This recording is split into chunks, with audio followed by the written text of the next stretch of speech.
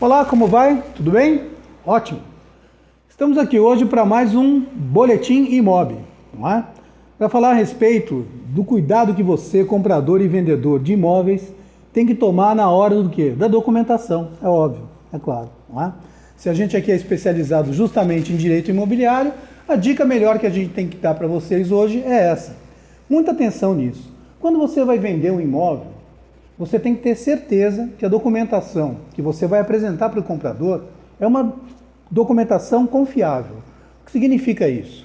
Ela tem um prazo de validade, certidões de protestos, certidões de impostos, de tributos pagos. Tudo isso tem uma validade. E você sabe que você tem que entregar isso dentro da validade. Fora da validade significa o quê? Fraude, anulação. E não é esse tipo de situação que você quer passar, concorda? Então veja bem. Não é só o comprador que tem que tomar cuidado com a documentação que ele vai analisar sobre você, vendedor, e o imóvel que você está vendendo. Você, vendedor, também tem que estar atento a outras coisas.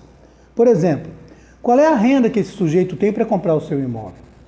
E se a Receita Federal vier atrás dele para saber de onde é que ele conseguiu a verba, o montante, para adquirir o seu imóvel, enquanto ele está devendo para a Receita Federal ou alguma ação trabalhista?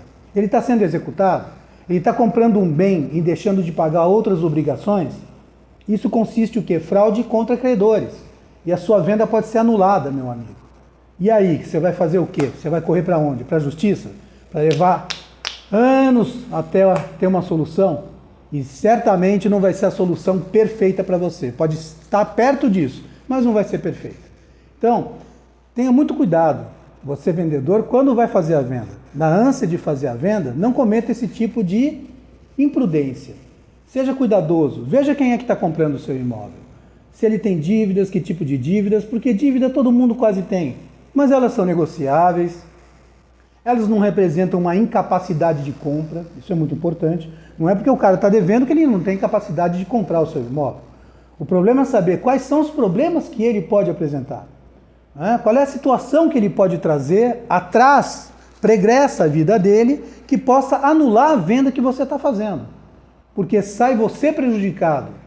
Aliás, ele sai também, mas você sai mais do que ele. Porque ele já tem um problema e agora você passa a ter também. Por outro lado, você comprador, a mesma coisa. A situação se aplica para os dois. Vocês compreendem isso? O comprador também tem que perceber em que situação o imóvel está sendo vendido. Pode ser numa situação de necessidade, ok. Mas o Código Civil proíbe, por exemplo, que o imóvel que vale 800 mil seja vendido por 300. Isso é chamado de preço vil. E isso também nulifica, torna nula a venda. Tá certo? Então você não pode vender uma coisa por um preço muito menor porque você está passando um aperto. Alguém pode suscitar nulidade, alguém pode questionar a validade desse negócio. Inclusive o próprio vendedor pode virar para o juiz e falar o seguinte: estava passando por um momento de necessidade, precisei vender o imóvel e agora eu quero desfazer o negócio. Eu devolvo os 300 mil e pego o meu imóvel, que vale 800, de volta. Entendeu? Porque eu estava passando por um momento de necessidade. Presta atenção, isso é amparado por lei. Entendam bem isso. Então, muito cuidado na hora de fazer a compra. Veja a situação do vendedor. Veja também, tem que levantar, isso é obrigatório, levantar quais são as certidões dele. Ele deve alguma coisa para a Receita Federal? A empresa dele deve alguma coisa para a Receita Federal? Já pensou nisso? Ele é sócio, ele é responsável.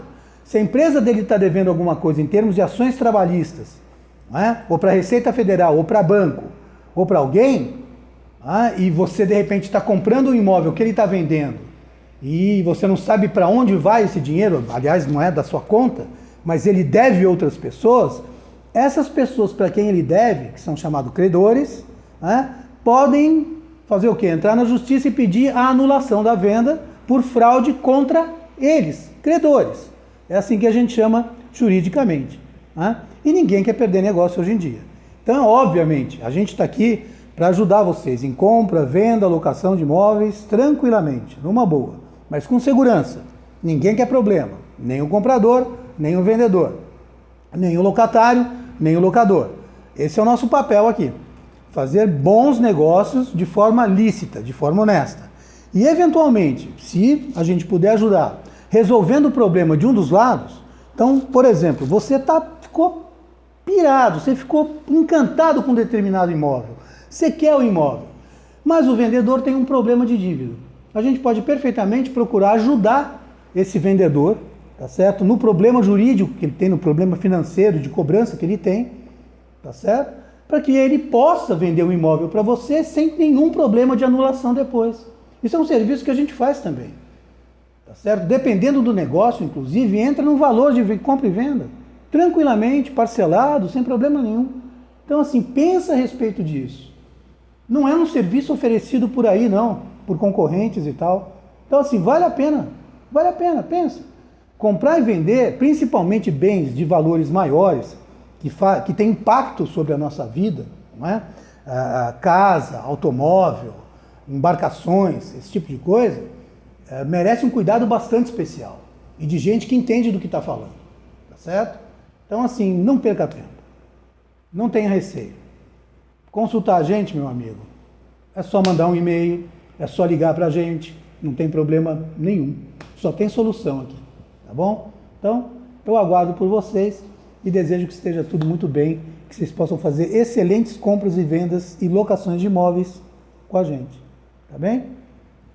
Uma excelente semana e até mais ver.